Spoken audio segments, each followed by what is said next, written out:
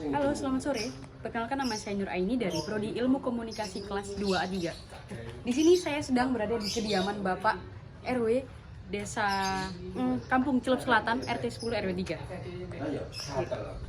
Assalamualaikum, Pak. Waalaikumsalam, Nak. Di sini dengan Bapak siapa? Dengan Bapak Nanang. Selaku? Saya selaku Ketua RW 03 Kelurahan Celup. Di sini saya ingin mewawancarai beberapa pertanyaan, Pak, terkait ilmu komunikasi. Nah, menurut Bapak, komunikasi sebagai proses dalam sosial dan budaya itu gimana sih? Kalau menurut saya, komunikasi yang penting itu bisa komunikasi dua arah, itu bisa nyambung. Jadi yang ditanyakan, yang penanya sama yang ditanya itu bisa saling gayeng, saling mengerti. Ya. Itu jadi syaratnya itu. Jadi sama yang ditanya juga mengerti jawabannya, yang bertanya juga sangat mudah untuk mengartikan jawaban yang ditanya. Jadi komunikasi itu di samping memperlancar pengetahuan untuk menggali sesuatu yang lebih jauh, misalnya tentang budaya, tentang etika, tentang tata krama di dalam bermasyarakat, itu perlu namanya komunikasi yang baik. Lalu contohnya apa, Pak? Contoh Di sosial dan budaya. di sosial dan budaya.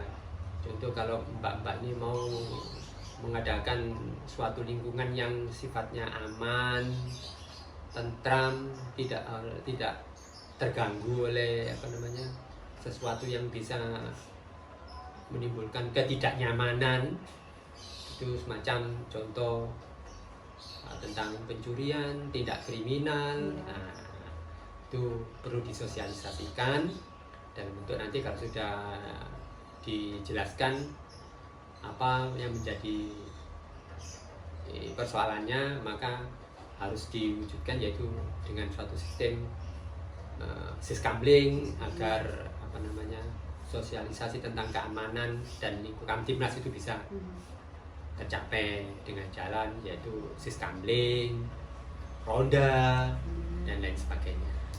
Itu sih menurut saya yang ada di kampung ini. Lalu menurut Bapak, komunikasi sebagai proses dalam politik itu gimana? Kayak di sini kan pasti ada kayak pilkada gitu, Pak, kan pemilihan kepala daerah kayak gitu, sama pemilu. Kayak sistemnya itu gimana kalau di sini? Kalau di sini sih saya selaku ketua RW, bahkan menjadi ketua PPS, saya ini diwanti-wanti harus netral, tidak boleh memihak. Walaupun ada partai-partai dari sana, Pak, saya mau ini, waduh, saya jangan dengan saya ini ketua RW, juga ketua PPS, ketua apa? Bukan PPS, TPS Pemungutan, ketua TPS. Nah, itu bagaimana caranya agar proses ini berjalan dengan tidak memihak, maksudnya harus netral. Iya. Dan seorang PPS nggak boleh terafiliasi hanya tergantung misalnya satu partai, tidak boleh. Jadi harus netral, harus bisa mengakomodasi semua keinginan mereka. Itu tentang politik yang ada di dalam kenegaraan, misalnya pemilu. Tapi kalau politik sistem demokrasi yang ada di wilayah kita, ya termasuk pemilihan ketua RT, ketua RW, ketua Karang Taruna, ya semuanya itu saya nggak jauh beda sih dengan namanya politik pemilu. Kalau di sini mesti mengedepankan musyawarah mufakat, nggak perlu voting. Kalau pemilu kan istilahnya kan hampir sama dengan voting. Kalau mereka sepakat, yaitu ya nggak ada voting, ya nggak pakai voting, ya setuju Bapak ini jadikan ketua Karang Taruna, ketua RT, itu musyawarah mufakat. Tapi kalau pilihan yang akan dijadikan ketua RT, ketua RW banyak, baru voting. Nggak jauh dengan pemilu. Misalnya siapa yang setuju dengan Bapak A, pilih di pakai kertas, mereka dengan suara yang terbanyak itu biasanya pakai ketua. Yang nomor 2 pakai suara yang nomor 2 biasanya dapat sebagai wakil ketua atau bendahara atau sekretaris. Yang nggak jauh beda sih dengan pemilu, ya cuman sistem demokrasi yang ada di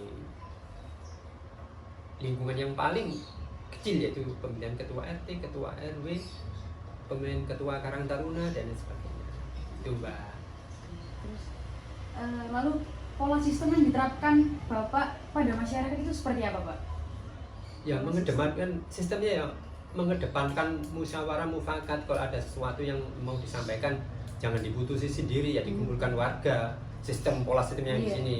Jadi enggak semena-mena langsung ide itu langsung diflorkan tanpa dimusyawarahkan. Jadi ada ide besok mau diadakan renovasi jembatan ini, dimusyawarahkan ya apa urunan apa ya apa ya dijaluk wong sing diminta yo para donatur yang dianggap mampu itu didatangi dulu, setelah itu yang lainnya, atau dimusyawarahkan dulu cara membuat merenovasi jembatan itu butuh anggaran berapa sih, kita komunikasikan dengan tukang-tukangnya Pak. Kita kan nggak bisa menentukan berapa biayanya, mesti diajak komunikasi tukang, Pak tukang, kalau merenovasi jembatan ini biaya yang diperlukan berapa?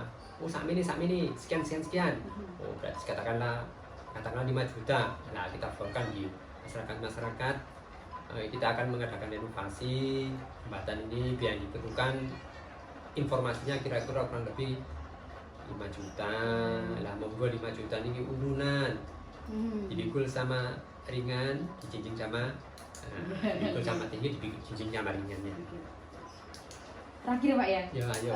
Bagaimana opinion atau pendapat Bapak buat mempengaruhi masyarakat?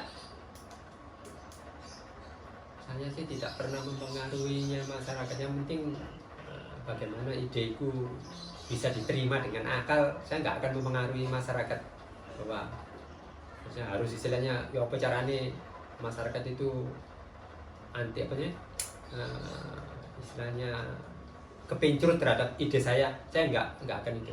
Saya tawarkan bahwa ini adalah urgent gitu.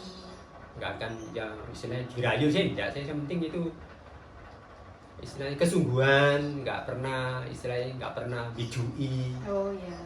Jadi jujur itu nggak pernah istilahnya ya terbuka lah, poin terbuka, nggak bisa ditutupi kalau ada kesulitan, ada biaya yang dibutuhkan, dana dari sini.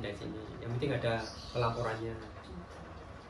Jadi hasil perbincangan saya dengan Pak RW tadi adalah sistem komunikasi di desa ini atau desa Celep adalah bersifat netral atau tidak memihak siapapun, dan ketika pemilihan RT atau RW pun langsung dipilih oleh warga sekitar tanpa melalui voting.